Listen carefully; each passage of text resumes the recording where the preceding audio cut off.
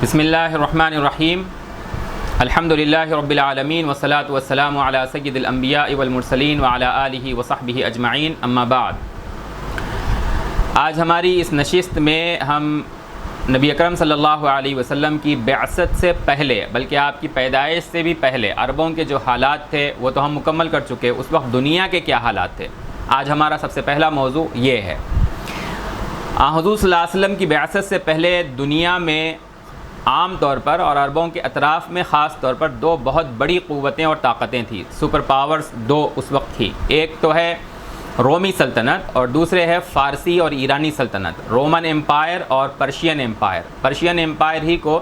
سیسنٹ umpire بھی کہتے ہیں، رومن امپائر کو بیزنٹین امپائر کہتے ہیں، بازنطینی حکومت۔ تو یہ دو حکومتیں اس وقت کی دو بڑی سپر پاورز تھیں۔ رومی عام طور پر ان میں حضرت عیسیٰ علیہ السلام کے دین پر چلنے والے یہ مدعی تھے کہ وہ عیسائی ہیں، اور فارسی یہ مجوسی تھے، زورسٹرینزم یہ جو ہے ان کا مذہب تھا، جس میں دو خداؤں پر وہ یقین کرتے تھے، ایک روشنی کا خدا الگ اور اندھیروں کا خدا الگ، یزداں اور اہرمان۔ یہ آگ کی پرستش کرنے والے تھے، یہ بھی شرک ہی کی ایک قسم ہے۔ رومیوں کے اندر عیسائیت کی جو حقیقت تھی اس کو بھی جاننا چاہیے کہ وہ کہاں تک حضرت عیسیٰ علیہ السلام کے دین کے حقیقی پیروکار تھے۔ در حقیقت حضرت عیسیٰ علیہ السلام کے اس دنیا سے اٹھائے جانے کے بعد اسلام کا عقیدہ ہے، بہت اہم عقیدہ ہے رفع عیسیٰ علیہ السلام کا، کہ اللہ تعالیٰ نے حضرت عیسیٰ علیہ السلام کو جب پیدا کیا تو ان کی پیدائش سے خود ایک آیت تھی، ایک نشانی تھی اللہ تبارک و تعالیٰ کی، کہ بغیر باپ کے وہ عفیفہ حضرت مریم کے ذریعے سے اللہ تعالیٰ نے ان کو پیدا کیا۔ پھر اللہ تبارک و تعالیٰ نے انہیں موت نہیں دی بلکہ آسمانوں پر زندہ انہیں اٹھا لیا، برفعہ اللہ الیہ، قرآن مجید نے اس کو ذکر کیا ہے۔ قیامت سے قبل ان کا نزول ہوگا اور اس وقت ان کو موت آئے گی۔ جو بھی پیدا ہوا ہے اس کو مرنا ہے، موت اس کو لازماً آنا ہے، لیکن یہ درمیانی وقفہ اللہ تبارک و تعالیٰ کی حکمت، جو اللہ تبارک و تعالیٰ بہتر جانتا ہے کہ کیوں ایسا ہوا ہے، اس کی تفسیر علماء کرام نے اپنی اپنی جگہ بیان کی ہے، لیکن یہ ایک مستقل عقیدہ ہے کہ حضرت عیسیٰ کو آسمانوں پر زندہ اٹھا لیا گیا۔ تو جب حضرت عیسیٰ علیہ السلام کو جب ان کو نبی اور رسول بنایا گیا اور ان کے خلاف یہودیوں نے سازش کی، اللہ تعالیٰ نے انہیں آسمانوں پر زندہ اٹھا لیا، تو اس کے بعد میں عیسائیوں کے بنیادی طور پر 3 فرقے اور 3 گروہ بن گئے۔ حضرت عیسیٰ علیہ السلام کے ماننے والوں کے اندر 3 بڑے فرقے وجود میں آئے۔ ایک تو وہ تھا جو حضرت عیسیٰ علیہ السلام کے بارے میں انتہائی فلسفیانہ ذہن رکھتا تھا، اس کو ہم بھی ذکر کریں گے۔ یہ سمجھنا چاہیے کہ یہ تینوں فرقے عیسائیت کو الگ الگ طریقے پر دیکھتے تھے اور اس کو الگ الگ طریقے سے انٹرپریٹ کرتے تھے، اس کو الگ الگ طریقے سے اس کی ترجمانی کرتے تھے، اس کی پیشکش کرتے تھے۔ ایک تو ہے ناسٹسزم، یہ خالص فلسفیانہ منہج ان کا تھا، چونکہ یہ بالکل ختم ہو چکے ہیں، ان کا کوئی وجود اس زمانے میں بھی، نبوت سے پہلے تک کے زمانے میں بھی ان کا وجود باقی نہیں رہا، بالکل آغاز میں یہ ہوتے تھے۔ تو اس پر ہم زیادہ تفصیلی بات نہیں کریں گے یہاں پر۔ عقائد کے خطبات جو ہم نے الگ سے دیے ہیں اس کے اندر ہم نے اس پر کچھ بات کی ہے۔ دوسرے جو 2 فرقے ہیں ان میں سے ایک تو وہ ہے حضرت عیسیٰ علیہ السلام کے بعد میں عیسائیوں کے جو 2 فرقے باقی رہ گئے، ان میں سے ایک وہ ہے جو حضرت موسیٰ علیہ السلام کی شریعت کا پیروکار ہے، یعنی حضرت عیسیٰ پر وہ یقین رکھتے ہیں، حضرت عیسیٰ کو اللہ کا رسول مانتے ہیں، اللہ کا نبی مانتے ہیں، اور حضرت عیسیٰ علیہ السلام کی تعلیمات کے اندر یہ جو بات ملتی ہے کہ میں حضرت موسیٰ کی شریعت کو ختم کرنے نہیں آیا ہوں۔ تو چنانچہ یہ جو فرقہ تھا، یہ جو گروہ تھا، آپ کہہ سکتے ہیں کہ سچے اس زمانے کے اسلام کے پیروکار، حضرت عیسیٰ علیہ السلام کے بعد نبی اکرم صلی اللہ علیہ وسلم کی بعثت سے پہلے، انہیں جیوش کرسچنز بھی کہہ دیتے ہیں، یعنی ایسے عیسائی جو در حقیقت یہودی شریعت پر، حضرت موسیٰ علیہ السلام کی شریعت کے پیروکار ہیں، اس پر یقین رکھتے ہیں۔ ایک گروہ یہ، اور در حقیقت یہ حضرت عیسیٰ علیہ السلام کی سچی تعلیمات پر عمل کرنے والا گروہ تھا۔ دوسرا گروہ جو پال کا پیروکار تھا، پال جو حضرت عیسیٰ علیہ السلام کی حیات میں ان کا ترین مخالف تھا، لیکن ان کے بعد اس نے حضرت عیسیٰ علیہ السلام کے بارے میں دعویٰ کیا کہ حضرت عیسیٰ اس کے خواب میں آئے ہیں، اور اس نے جو ہے حضرت عیسیٰ علیہ السلام کی ہدایت اور تعلیم کی بنیاد پر ان کے تعلیمات میں تبدیلی کا دعویٰ کیا کہ مجھے حضرت عیسیٰ نے یہ ہدایت دی ہے، اور اس میں جو سب سے پہلی چیز اس نے پیش کی وہ حضرت عیسیٰ علیہ السلام کی نعوذ باللہ ثم نعوذ باللہ الوہیت کا تصور ہے کہ حضرت عیسیٰ جو ہے وہ خود الہ ہیں، ابن اللہ ہیں، نعوذ باللہ ثم نعوذ باللہ۔ اللہ کی پناہ کہ اس نے حضرت عیسیٰ علیہ السلام کی تعلیمات کو مسخ کرنے کا سب سے بدترین طریقہ اختیار کیا۔ دوسری بات، اس نے جو نیو تھیولوجی پیش کی، نیا مذہب اس نے پیش کیا حضرت عیسیٰ علیہ السلام کی حقیقی تعلیمات سے ہٹ کر۔ ایک تو الوہیت کہ حضرت عیسیٰ علیہ السلام الوہیت میں شریک ہیں، دوسرے یہ کہ اس نے یہ کہا کہ حضرت عیسیٰ نے جو کہا تھا حضرت موسیٰ کی تعلیمات، حضرت موسیٰ کی شریعت کی پیروی کرنی ہوگی، تو شریعت کی پیروی کا سلسلہ اس نے عیسائیوں کے درمیان ختم کر دیا، اور یہ دعویٰ کیا کہ حضرت عیسیٰ نے مجھے یہ تعلیم دی ہے کہ شریعت کی پابندی ضروری نہیں ہے۔ یہ جو پال کی تعلیمات آگے بڑھیں تو ایک مستقل فرقہ بن گیا، جیوش کرسچنز اور پولین کرسچنز، دو الگ الگ گروہ جو ہے وہ عیسائیوں کے درمیان بن گئے، اور تقریباً 300 سال تک عیسائیوں کے درمیان ان دونوں فرقوں کے درمیان زبردست کشمکش جاری رہی، بحثیں ہوتی رہی کہ کون حق پر ہیں اور کون ناحق ہیں، اور کوئی ناحق ہے تو کیوں ناحق ہے، اس کی کیا وجوہات ہیں۔ ان کے درمیان یہ بحثیں 300 سال تک چلتی رہیں، رنجشیں ہوتی رہیں۔ اسی دوران ایک عجیب بہت بڑا واقعہ یہ پیش آیا کہ رومن جو ہمیشہ عیسائیت کے بدترین دشمن تھے، انہی کے درمیان جو ہے وہ عیسائیت کو قبول کرنے والا ایک بہت بڑا ان کا حمایتی پیدا ہوا، اور ایسا ویسا شخص نہیں بلکہ رومن جو پہلے مشرک تھے، ستاروں کی پرستش کرتے تھے، ان کا بادشاہ کانسٹنٹین، اس نے جو ہے وہ عیسائیت کو قبول کر لیا۔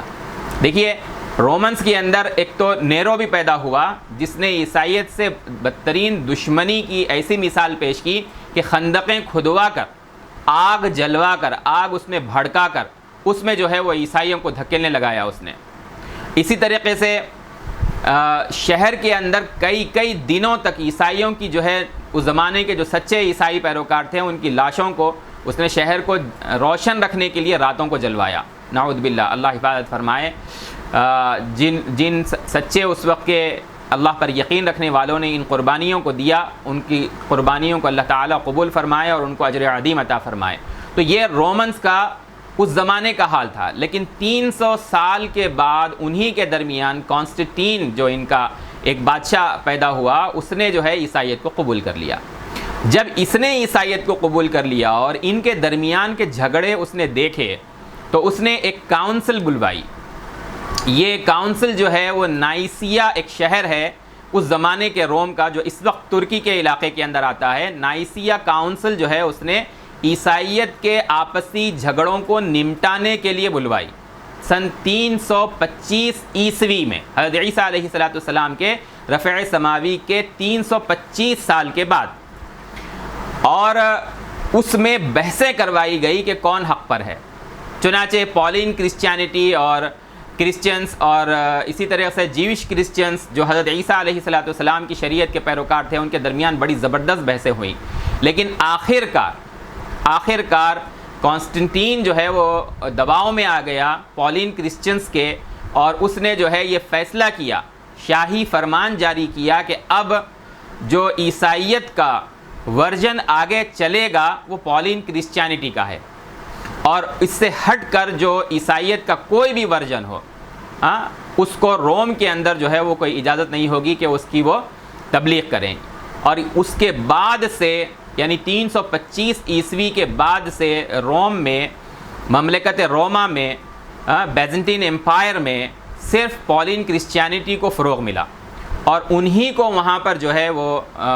اپنی دعوت، تبلیغ، تعلیم، تلقین کی اجازت ملی۔ آرتھوڈکس ہوں، پروٹسٹنٹ ہو، جو بھی ان کے بعد کے فرقے ہیں وہ سب جو ہے وہ پولین کرسچینٹی کے جو ہے وہ پیروکار بنے۔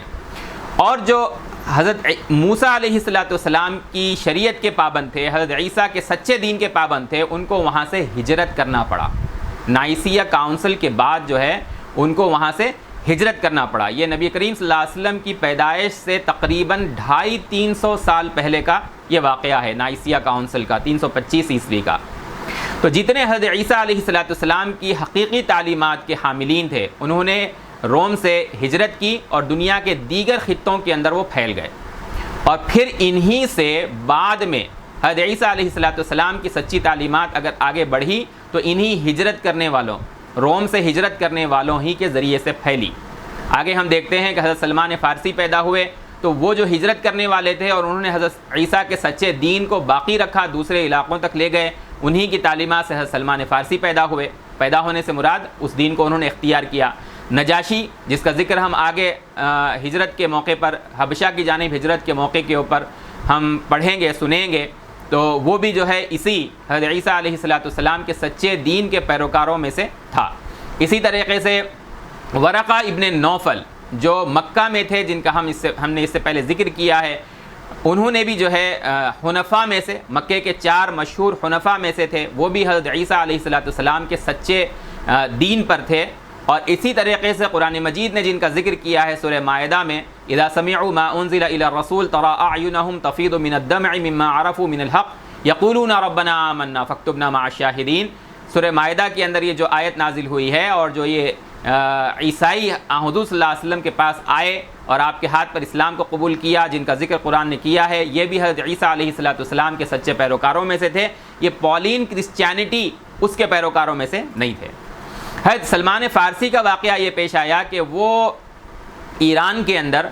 رامہ ہرمز ایک بہت اہم شہر ہے، بعض روایات کے اندر کسی اور شہر کا بھی ذکر ہے، غالباً اصفہان کا۔ وہاں ان کے باپ ایک مجوسی عبادت خانے کے پجاری تھے، اور ایک اہم ترین ذمہ داری ان کی یہ تھی کہ اس عبادت خانے میں، ظاہر بات ہے کہ مجوسی عبادت کرتے ہیں آگ کی، تو عبادت خانے کا پجاری جو ہوگا وہ آگ کے لیے جو بھی ذمہ داریاں اس وقت کی ہیں وہ اس کو پورا کرتا تھا۔ ان کی ذمہ داری تھی کہ وہ آگ ہمیشہ جلتے رہنے کی جو ہے وہ اس ذمہ داری کو پورا کریں کہ آگ کبھی بجھنے نہ پائے۔ چنانچہ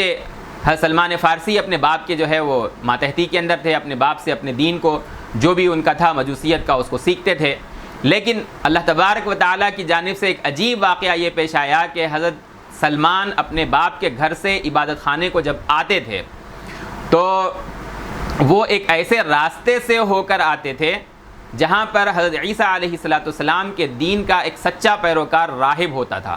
اور وہ جو ہے حضرت عیسیٰ علیہ السلام کے سکھائے ہوئے دین کے مطابق اللہ تبارک و تعالیٰ کی تسبیح بیان کرنا، کلمات توحید کو ادا کرنا، وہ جو ہے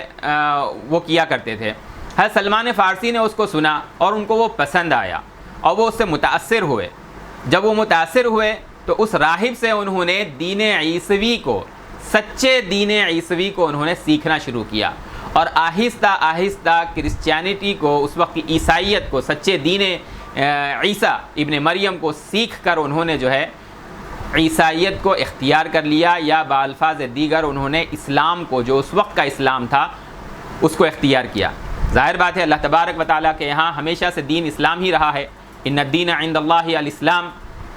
اور اللہ تعالیٰ کے یہاں اسلام کے علاوہ کوئی اور دین قبول نہیں ہوگا۔ ہر زمانے میں ہر نبی جو دین لے کر آئے ہیں وہ در حقیقت جو ہے وہ اسلام ہی رہا ہے۔ تو حضرت سلمان نے اس وقت جو دین اس راہب سے متاثر ہو کر اختیار کیا وہ سچا دین اسلام تھا، جو اس راہب نے حضرت عیسیٰ علیہ السلام سے نسل در نسل یا استاد در استاد انہوں نے اس کو حاصل کیا تھا۔ کسی طریقے سے باپ کو خبر ہو گئی کہ سلمان اپنے دین پر باقی نہیں رہے ہیں، مجوسیت پر باقی نہیں رہے ہیں، باپ کے دین پر باقی نہیں رہے ہیں، اور انہوں نے عیسائیت کو قبول کیا ہے، تو انہوں نے، باپ نے حضرت سلمان کو اپنے گھر میں قید کر دیا۔ حضرت سلمان کسی طریقے سے باپ کی قید سے بھاگ نکلے، اور عیسائی راہب نے چونکہ پہلے سے رہنمائی کر دی تھی تو وہ شام پہنچے، جہاں پر کچھ راہب حضرت عیسیٰ علیہ السلام کے سچے دین کے پیروکار چھپ چھپا کر جو ہے وہ دین عیسوی کی حفاظت کر رہے تھے، اور وہاں پر انہوں نے حضرت عیسیٰ علیہ السلام کے دین کے مطابق جو اس وقت کے عبادات، جو اس وقت کے احوال تھے، ان کو اختیار کیا۔ کچھ عرصے کے بعد ان کا جو ہے وہ استاد، وہ راہب، اس کا انتقال ہو گیا، تو مرنے سے پہلے اس راہب نے حضرت سلمان کو ہدایت کی کہ اگر میرا انتقال ہو جائے تو تم فلاں شخص کے پاس جانا، وہ دین عیسوی کے سچے جو ہے وہ راستے کے اوپر گامزن ہے، سچے راستے پر وہ ہے۔ چنانچہ حضرت سلمان اس راہب کے انتقال کے بعد دوسرے استاد کے پاس گئے، دوسرے سے تیسرے کے پاس گئے، اس طرح سے ہوتے ہوئے حضرت سلمان جو ہیں وہ 4 راہبوں کے پاس انہوں نے ایک وقفے سے ایک کے بعد ایک جو ہے وہ اب ان کے پاس پہنچ کر شاگردی اختیار کی اور دین عیسوی کی تفصیلات کو حاصل کیا۔ چوتھے راہب کا جب آخری وقت آیا تو اس نے حضرت سلمان سے کہا کہ دیکھو، حضرت عیسیٰ کے جس دین پر میں ہوں اور اب تک تم جن اساتذہ کے پاس رہتے آئے ہو وہ اب ختم ہو چکا ہے، مجھے اب نہیں معلوم کہ میرے علاوہ کون اور اس دین پر ہے۔ تم ایسے کرو کہ اب نبی آخر الزماں کی آمد کا وقت ہو چلا ہے، آخری نبی اب جو ہے وہ آنے والے ہیں، تم ان کی تلاش کرو۔ اور حضرت سلمان کو اس راہب نے اس نصیحت کے ساتھ نبی آخر الزماں کی علامات بتلائی۔ ایک تو یہ علامت بتلائی کہ ان کا ظہور جو ہے وہ کھجوروں کے باغات کے علاقے میں ہوگا۔ دوسری علامت یہ بتلائی کہ ان کے بدن پر، نبی آخر الزماں کے بدن مبارک پر نبوت کی مہر ہوگی، اور اس کی تفصیلات جو ہے اس راہب نے حضرت سلمان کو بتلائی۔ اور تیسری بات اس راہب نے یہ کہی کہ دیکھو، نبی آخر الزماں جو ہیں وہ ہدیہ تو قبول کرتے ہیں لیکن صدقے کو وہ قبول نہیں کرتے۔ حضرت سلمان فارسی نے اس وقت تحقیق کی کہ کھجوروں کا علاقہ کون سا ہے۔ ان علامات میں سے انہوں نے ایک علامت کی پہلے تحقیق کی، کھجوروں کا علاقہ کون سا ہے، تو انہیں بتلایا گیا کہ خیبر جو ہے وہ کھجوروں کا علاقہ ہے۔ وہاں پر جو ہے جو یہودی تھے اس علاقے کے اندر، یا جو بھی اس کھجوروں کے باغات کے علاقوں کو جانتے تھے، تو انہوں نے خیبر یا یثرب کا جو ہے انہوں نے ذکر کیا۔ تو ایک قافلہ، ایک کاروان جو ہے وہ مدینہ جا رہا تھا شام سے۔ حضرت سلمان، ان کے پاس کچھ زیادہ مال و دولت تو تھا نہیں کیونکہ وہ ایک راہب تھے، انہوں نے اس قافلے کے جو لے جانے والے تھے ان سے درخواست کی کہ مجھے جو ہے وہ خیبر اور یثرب تک پہنچا دیا جائے۔ انہوں نے اس درخواست کو قبول کر لیا، لیکن تھے وہ کاروان والے بدطینت لوگ۔ راستے میں انہوں نے حضرت سلمان کو غلام بنایا اور مدینہ لے جا کر، یثرب لے جا کر انہوں نے جو ہے حضرت سلمان کو ایک یہودی کے ہاتھ پر بیچ دیا۔ اب حضرت سلمان ایک اپنے طور پر اپنے تئیں جو ہے وہ خوش تھے کہ ایک ایسی جگہ پر تو وہ آ چکے ہیں جو نبی آخر الزماں کے ظہور کا جو ہے وہ علاقہ ہے۔ آپ صلی اللہ علیہ وسلم جب ہجرت کر کے مدینہ پہنچے تو حضرت سلمان اس وقت ایک یہودی کے یہاں غلام تھے اور اس کے باغ میں وہ جو ہے کام کر رہے تھے، ایک درخت کے اوپر وہ چڑھے ہوئے تھے، اور اس یہودی کا بھائی جبکہ وہ باغ میں کام کر رہے تھے، اپنے مالک یہودی جو تھا اس کا بڑا بھائی آیا اور اس نے اطلاع دی کہ ملک العرب آ گئے ہیں۔ یہودی حضور صلی اللہ علیہ وسلم کو اسی صفت کے ساتھ ذکر کرتے تھے۔ آپ صلی اللہ علیہ وسلم کو نبی رسول، وہ اپنی جو ہے باطنی خباثت کی وجہ سے آپ کی نبوت کو، رسالت کو، باوجود یہ کہ نشانیاں اور صفات جانتے تھے، قبول کرنے کے بجائے اس طرح کی صفت وہ ذکر کرتے تھے۔ تو حضرت سلمان فارسی وہیں پر ایک درخت کے اوپر تھے، فوراً جو ہے وہ تیزی کے ساتھ درخت سے اترے اور انہیں کہا کہ اچھا کب آ رہے ہیں وہ؟ تو اس یہودی نے جو ان کا اس وقت کا مالک تھا، اس نے حضرت سلمان کے چہرے کے اوپر بری طریقے سے ایک ہاتھ مارا اور اس نے کہا کہ جاؤ اپنا کام کرو۔ حضرت سلمان چونکہ غلام تھے تو انہوں نے اس وقت کوئی بحث نہیں کی۔ آپ صلی اللہ علیہ وسلم ہجرت کر کے جب مدینہ پہنچے تو ایک موقع پر حضرت سلمان جو ہے وہ اپنا وقت نکال کر آپ صلی اللہ علیہ وسلم کی تحقیق کے لیے کہ جو علامات اس راہب نے بتائی تھیں وہ علامات آپ پر جمع ہوتی ہیں یا نہیں ہوتی ہیں، وہ حضور صلی اللہ علیہ وسلم کے پاس پہنچے۔ کھجوروں کے علاقے کی علامت تو پوری ہو گئی، تو انہوں نے دوسری علامت کو آزمایا۔ ایک دن آپ صلی اللہ علیہ وسلم کے پاس کھجور لے کر پہنچے اور کہا کہ یا رسول اللہ یہ صدقہ کے کھجور ہیں۔ تو آپ صلی اللہ علیہ وسلم نے ان کھجوروں کو لے لیا اور اپنے ساتھیوں کے درمیان تقسیم کر دیا۔ آپ نے خود اس سے ایک بھی کھجور نہیں کھایا۔ تو حضرت سلمان پھر کچھ دن کے بعد جیسے بھی ان کو موقع ملا وہ پھر کچھ کھجور لے کر پہنچے اور انہوں نے آپ صلی اللہ علیہ وسلم کی خدمت میں اس کو پیش کیا۔ جو بھی ان کو یہودی کی طرف سے معاوضہ ملتا تھا اس کے اندر سے انہوں نے جو ہے وہ کھجور حاصل کیے۔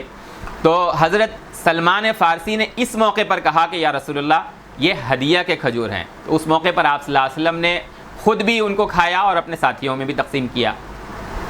حضرت سلمان کے پاس دو علامتیں مکمل ہو چکی تھیں۔ اور آپ صلی اللہ علیہ وسلم نبوت کے دعوے کے ساتھ ہی ہجرت کر کے وہاں پہنچے تھے. تو اب انہوں نے تیسری علامت کو تلاش کرنا شروع کیا. ظاہر بات ہے کہ مہر نبوت آپ صلی اللہ علیہ وسلم کے بدن پر، پیٹھ پر، دو مونڈھوں کے درمیان داہنی جانب کے اوپر وہ جسمانی طور پر آپ صلی اللہ علیہ وسلم کے جسم پر وہ مہر نبوت تھی. مہر نبوت ہم آگے بھی اس وقت ایک موقع پر تفصیل سے ذکر کریں گے. بدن مبارک پر ایک حصہ جو کبوتر کے انڈے سے مشابہ تھوڑا سا ابھرا ہوا گوشت کا حصہ، جس کے اندر جو ہے رنگ برنگ کے جو ہے کچھ بال آپ صلی اللہ علیہ وسلم کے بدن کے اوپر جو ہے وہ اگے ہوئے تھے، بہت خوبصورت. تو وہ آپ صلی اللہ علیہ وسلم کی نبوت کی مہر تھی، جسمانی علامت آپ صلی اللہ علیہ وسلم پر نبوت کی مہر کے طور پر. حضرت سلمان اس کو تلاش کر رہے تھے. بدن جو ہے وہ عام طور پر اوپری حصہ چھپا ہوا ہوتا ہے، کپڑے سے ڈھکا ہوا ہوتا ہے، تو ان کو سجھائی نہیں دے رہا تھا کہ وہ اس کو کیسے دیکھیں. تو ایک موقع پر ایک قبرستان میں جب ایک شخص کی جو ہے تدفین ہو رہی تھی، وہاں پر آپ صلی اللہ علیہ وسلم بھی موجود تھے. حضرت سلمان آپ صلی اللہ علیہ وسلم کی پیٹھ کے پیچھے آ کر بار بار اس کو دیکھنے کی کوشش کر رہے ہیں دور سے، کہ کسی طریقے سے کپڑا ہٹے تو جو ہے میں اس کو دیکھ لوں. آپ صلی اللہ علیہ وسلم نے حضرت سلمان کی اس بے چینی کو محسوس کیا. اللہ بہتر جانتا ہے، ممکن ہے کہ وحی کے ذریعے سے ہو، یا اللہ کے رسول صلی اللہ علیہ وسلم نے جو ہے اپنی فراست سے حضرت سلمان کی طلب کو محسوس کیا ہو. تو آپ صلی اللہ علیہ وسلم نے اپنی ردا کو، اپنی چادر کو جو ہے، جو اس وقت کے عام طور پہ لباس تھے، بند کپڑے پہننا جیسے کہ ہم سلے ہوئے پہنتے ہیں، اس زمانے میں تھے لیکن بہت کم اس کا رواج تھا، اوپری حصے کے اوپر جو ہے وہ چادر اوڑھی جاتی تھی. تو آپ نے اپنی چادر کو جو ہے وہ پیٹھ کی جانب سے گرا دیا. حضرت سلمان نے دور سے جب اس مہر کو دیکھا تو دوڑتے ہوئے آئے اور آپ صلی اللہ علیہ وسلم سے چمٹ گئے اور آپ کے بدن مبارک کو چومنے لگے اور رونے لگے. اور آپ صلی اللہ علیہ وسلم کے سامنے جو ہے جب آپ نے پوچھا تو اپنا پورا قصہ انہوں نے بیان کیا کہ کس طرح سے وہ اپنے باپ کے دین سے پھر کر انہوں نے جو ہے اس زمانے کی عیسائیت کو اختیار کیا اور سچے دین عیسوی پر وہ گامزن رہے. کتنے راہبوں کو انہوں نے تبدیل کیا، کس طرح وہ وہاں سے جو ہے چلے اور ان کو دھوکے سے جو ہے وہ غلام بنا کر مدینے میں یثرب کے اندر جو ہے وہ بیچ دیا گیا، اور اب وہ غلام ہیں لیکن وہ آپ صلی اللہ علیہ وسلم پر وہ اس وقت ایمان لے آئے.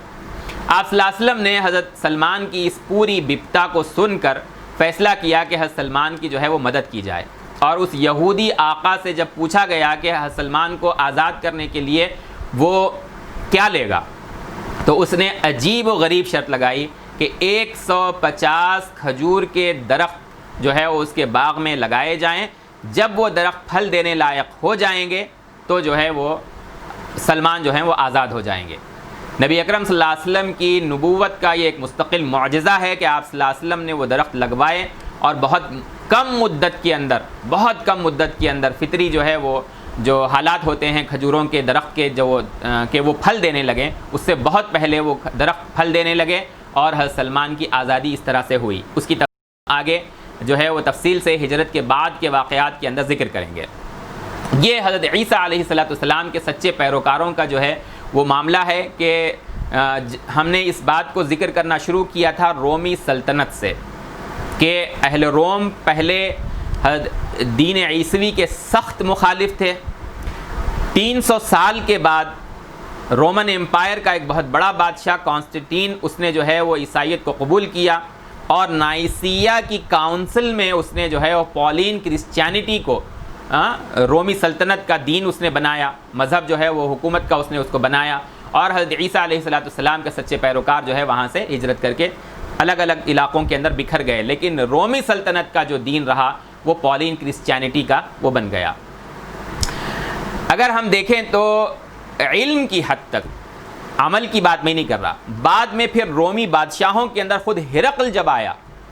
اس کی تفصیل ہم آگے اور ذکر کریں گے. تو ہرقل جب آیا تو وہ بھی جانتا تھا کہ عیسائیت حقیقی کیا ہے،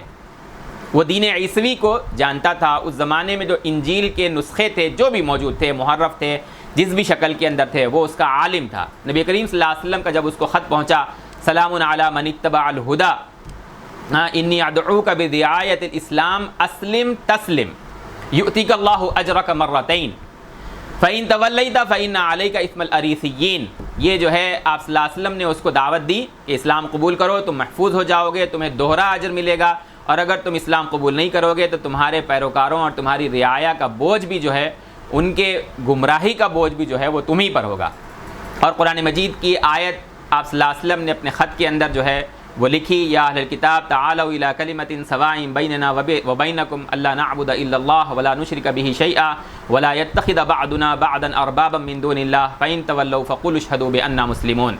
یہ صحیح بخاری کے اندر جو ہے یہ آپ صلی اللہ علیہ وسلم کا وہ خط مذکور ہے جو ہرقل کے نام آپ صلی اللہ علیہ وسلم نے بھیجا تھا۔ اور حضرت ابو سفیان کی وہ حدیث جو اس کو بخاری نے تفصیل کے ساتھ ذکر کیا ہے صلح حدیبیہ کے موقع پر، جبکہ حضرت ابو سفیان نے اسلام قبول نہیں کیا تھا بلکہ صلح حدیبیہ کے معاہدے کے اندر وہ تھے، تو اسی وقت ہرقل کو آپ صلی اللہ علیہ وسلم نے جو ہے اس کے بعد آپ صلی اللہ علیہ وسلم نے صلح حدیبیہ کے بعد آپ صلی اللہ علیہ وسلم نے خط بھیجا تھا، اور ہرقل نے یہ تحقیق کروائی کہ کیا ہمارے علاقے میں کوئی ایسا شخص ہے جو ان کے علاقے سے، جنہوں نے نبوت کا دعویٰ کیا ہے ان کے علاقے سے ہو۔ تو مکہ سے شام کو تجارتی قافلے جایا کرتے تھے، انہی میں ابو سفیان گئے ہوئے تھے، تو ان کو بلایا اس قافلے کو، اور جو سوالات کیے ان سوالات میں ابو سفیان کہتے ہیں رضی اللہ تعالی عنہ فَإِن كَانَ مَا تَقُولُ حَقًّا فَسَيَمْلِكُ مَوْضِعَ قَدَمَيَّ هَاتَيْنِ۔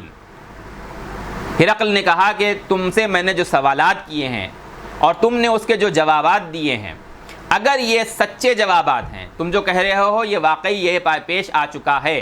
یہی حالات ان مدعی نبوت سیدنا محمد رسول اللہ صلی اللہ علیہ وسلم کے اگر ہیں، تو پھر جس جگہ پر میں موجود ہوں اس وقت اس علاقے، اس مملکت کے جو ہے وہ مالک ہو جائیں گے۔ اور پھر اس نے کہا وَقَدْ كُنْتُ أَعْلَمُ أَنَّهُ خَارِجٌ، میں جانتا تھا کہ وہ جو ہے وہ ظاہر ہونے والے ہیں، لیکن لم اکن اظن انہ منکم، میں یہ نہیں سمجھتا تھا، لم اکن اظن انہ منکم، میں یہ نہیں سمجھتا تھا کہ وہ تم میں سے ظاہر ہوں گے۔ اور اسی طریقے سے اس نے کہا کہ اگر جو ہے میں ممکن ہوتا میرے لیے تو میں آپ کے پاس جو ہے وہ دوڑ کر ملاقات کے لیے آپ صلی اللہ علیہ وسلم کے پاس حاضر ہوتا، لیکن بعد میں حالات نے بتلایا، اس نے یہ بھی کہا کہ لو كنت عنده لغسلت عن قدمی، کہ اگر میں آپ صلی اللہ علیہ وسلم کے پاس ہوتا تو آپ کے پاؤں دھوتا۔ صحیح بخاری کی یہ حدیث ہے۔ باب کیف کان بدء الوحی الی رسول اللہ، کتاب الایمان سے پہلے جو سب سے پہلا باب ہے بخاری شریف کا، صحیح بخاری کا، اس کے اندر جو ہے اس حدیث کو ذکر کیا گیا ہے۔ بعد کے حالات سے پتہ چلا کہ اس نے حکومت اپنی باقی رکھنے کے لیے، حکومت کے لالچ میں، حکمران بنے رہنے کے لالچ میں، اس نے جو ہے وہ حضور صلی اللہ علیہ وسلم کے دین کو جو ہے وہ پیٹ پیچھے ڈالا اور اپنی زبان پر وہ قائم نہیں رہ سکا۔ تو یہ بھی جو ہے ایک تو کانسٹنٹین تھا جس نے پولین کرسچینٹی کو جو ہے اب فروغ دیا، اور یہ ایک ہرقل تھا، یہ حضرت عیسیٰ علیہ السلام کی سچی جو ہے تعلیمات سے واقف تھا۔ پھر اس نے آپ صلی اللہ علیہ وسلم کی دعوت کو سچا مان کر اپنی رعایا کو دعوت دی اس نے، لیکن رعایا جو ہے چونکہ مسخ شدہ دین عیسوی کو نہیں چھوڑنا چاہتی تھی، روم کی سلطنت کی جو رعایا تھی، اور اس نے ہرقل کی مخالفت کی، تو یہ بھی باز رہا اور رومی سلطنت بھی جو ہے وہ عیسائیت ہی کے اوپر رہی۔ لیکن اس زمانے کے جو بہت بڑے بڑے عیسائیت کے جانکار تھے، جن کے اندر ایک اس وقت کا بیت المقدس کا جو راہب اعظم تھا، وہ ہرقل کا تعلیمی دوست تھا، یعنی تعلیم دونوں نے ساتھ حاصل کی، تو ہرقل نے آپ صلی اللہ علیہ وسلم کے خط کو اس کے پاس بھی بھیجایا، ان راہب کے پاس بھی بھیجایا تصدیق حاصل کرنے کے لیے کہ دیکھو یہ نبوت کے مدعی ہیں اور مکہ میں ظاہر ہوئے ہیں اور یہ وہ دعوت دے رہے ہیں، ان کے بارے میں تمہاری کیا رائے ہے؟ تو اس نے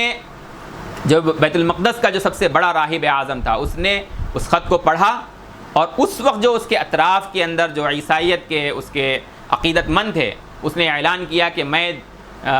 یہ جو نبی ظاہر ہوئے ہیں، نبی آخر الزمان، ان کو سچا مانتا ہوں،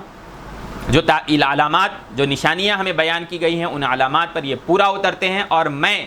سیدنا محمد رسول اللہ صلی اللہ علیہ وسلم پر ایمان لاتا ہوں۔ آپ صلی اللہ علیہ وسلم کے غیاب ہی میں اس نے جو ہے ایمان کا اعلان کر دیا، لیکن اس وقت اس کے اطراف میں جو لوگ موجود تھے، جیسا ہرقل کے اوپر حملہ آور ہوئے تھے اس کے درباری، اسی طریقے سے اس راہب اعظم کے اطراف میں جو لوگ تھے انہوں نے اس راہب کو ختم کر دیا۔ ہم آگے اس کو تفصیل سے ذکر کریں گے، جہاں صلح حدیبیہ کے بعد آپ صلی اللہ علیہ وسلم نے جو خطوط بھیجے ہیں الگ الگ علاقوں کے فرمانرواؤں اور حاکموں کو، وہاں پر ہم اس کا ذکر تفصیل کے ساتھ کریں گے۔ فتح الباری میں ابن حجر عسقلانی رحمہ اللہ نے ان واقعات کو تفصیل کے ساتھ ذکر کیا ہے۔ اسی طریقے سے یہ جو واقعات ہیں ان میں ہمیں حضرت سلمان فارسی کے واقعے میں، حضرت زید ابن عمرو ابن نفیل کے واقعے میں ہم کو جو سبق ملتا ہے وہ یہ کہ شرک اور کفر کے بدترین ماحول کے باوجود اگر سچی لگن ہو اور برائی سے بچنا کوئی انسان چاہتا ہو، یہ اہم نقطہ ہے کہ اگر کوئی شخص برائی سے بچنا چاہتا ہو اور اللہ کی طرف متوجہ ہو کر اللہ کا فرما بردار بنا رہنا چاہتا ہو، اللہ کا عبادت گزار بنا رہنا چاہتا ہو، تو کفر اور شرک کا بدترین ماحول بھی صادقین کو، سچوں کو جو ہے وہ برائی کی طرف مجبور نہیں کر سکتا۔ مشکلات آتی ہیں، پریشانیاں آتی ہیں، جیسے حضرت سلمان کی زندگی کے اندر کتنی سخت جو ہے وہ پریشانیاں آئیں، لیکن وہ دین حق کے اوپر جو ہے وہ قائم رہے تا کہ نبی آخر الزماں سیدنا محمد رسول اللہ صلی اللہ علیہ وسلم سے ان کی ملاقات ہوئی۔ یہ آپ صلی اللہ علیہ وسلم کے دور میں جو عیسوی دین کے اوپر یا حضرت عیسیٰ کے سچی تعلیمات کے اوپر جو لوگ موجود تھے، یہ ان کا حال ہے کہ ورنہ جو ہے پوری دنیا اس وقت بدترین شرک میں مبتلا تھی، بدترین کفر میں مبتلا تھی، بدترین جاہلیت کے اندر مبتلا تھی۔ ہاں، جاہلیت ایسی کہ جس کو قرآن مجید نے ذکر کیا ہے، ظہر الفساد فی البر والبحر بما کسبت ایدی الناس، ایسا اندھیرا عمل کا اور عقیدے کا، اخلاق کا ایسا اندھیرا کہ روشنی کی یہ جو ٹمٹماتے ہوئے چراغ ہیں، ان سے ان اندھیروں کا کوئی علاج ممکن نہیں ہے۔ ایک ہاتھ کو دوسرا ہاتھ جو ہے وہ سجھائی نہ دے، ہر طرف شرک کا ماحول، ہر طرف کفر کا ماحول، ہر طرف بد اخلاقی اور بدعملی کا ماحول۔ ہاں، طاقتور کا کمزور کو جو ہے وہ لوٹ لینا، کمزور کو جو ہے وہ دبا دینا، کچل دینا، سماجی برائیاں، اخلاقی برائیاں، معاشرتی برائیاں، ہر طرف چوری، قتل، زنا کا عام ہونا، اپنی سگی بیٹیوں کو جو ہے وہ شرم کے مارے وہ درگور کرنے کے لیے، زندہ دفن کرنے کے لیے جو ہے وہ تیار ہو جانا۔ مسلم شریف کی ایک حدیث ہے کہ رسول اللہ صلی اللہ علیہ وسلم نے ایک موقع پر خطبہ دیا اور کہا کہ اللہ تبارک و تعالیٰ نے جو ہے فرمایا، انی خلقت عبادی حنفاء کلہم، کہ میں نے اپنے تمام بندوں کو جو ہے وہ حنیف پیدا کیا، فطرت پر پیدا کیا، لیکن انہم اتتہم الشیاطین فاجتالتہم عن دینہم، شیطان ان کے پاس آئے اور ان کے دین کو شیطانوں نے جو ہے وہ اچک لیا اور شیطانیت کی طرف جو ہے انہوں نے مائل کر دیا۔ حرمت علیہم ما احللت لہم، وہ چیزیں جن کو میں نے ان کے لیے، انسانوں کے لیے حلال کیا، اس کو شیطانوں نے حرام کر دیا۔ اور شیطانوں نے امرتہم ان یشرکوا بی، شیطانوں نے انہیں سکھلایا کہ وہ میرے ساتھ شرک کریں، جس کے اوپر میں نے کوئی دلیل نہیں اتاری، اور وہ شیطانوں کے پیچھے جو ہے وہ چلنے لگے،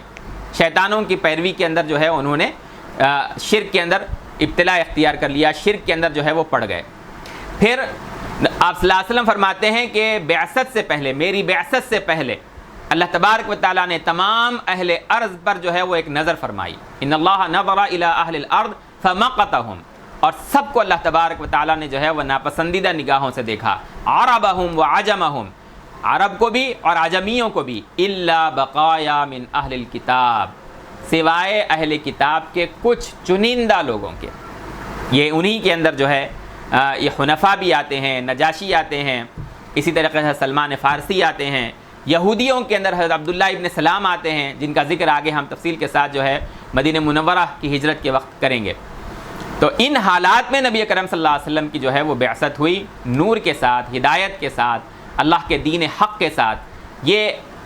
رومی سلطنت کے حالات تھے، اور مجوسی سلطنت کا ہم نے صرف حضرت سلمان فارسی کے حوالے سے ذکر کیا کہ وہ بھی جو ہے وہ بدترین شرک کے اندر مبتلا تھے، آگ کی پرستش کے اندر جو ہے وہ مبتلا تھے۔